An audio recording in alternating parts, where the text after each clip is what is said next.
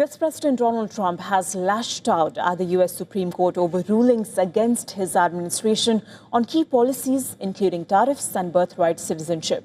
Trump claims the decisions have cost the US trillions and trillions of dollars, though many critics argue that the president's claims are unsupported.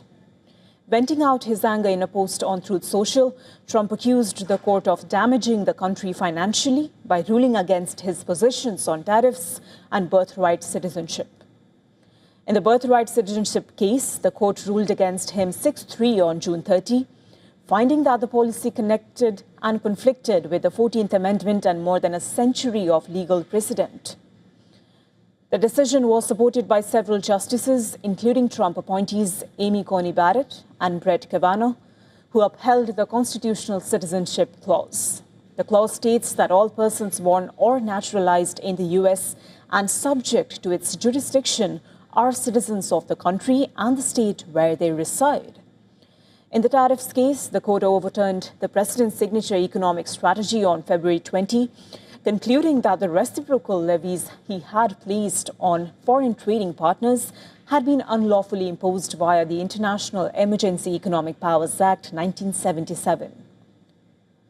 Justice Barrett and another Trump appointee, Justice Neil Gorsuch, they joined the majority opposing the administration's tariff policy.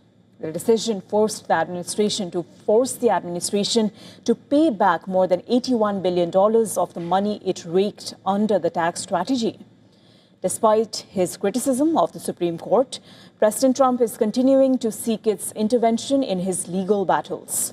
He has asked the court to overturn the $83.3 million defamation verdict awarded to writer E. John Carroll.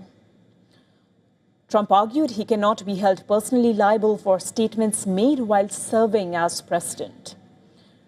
Well, the writer had accused Trump in her 2019 memoir of sexually assaulting her in a dressing room in a department store in Manhattan in the mid-1990s.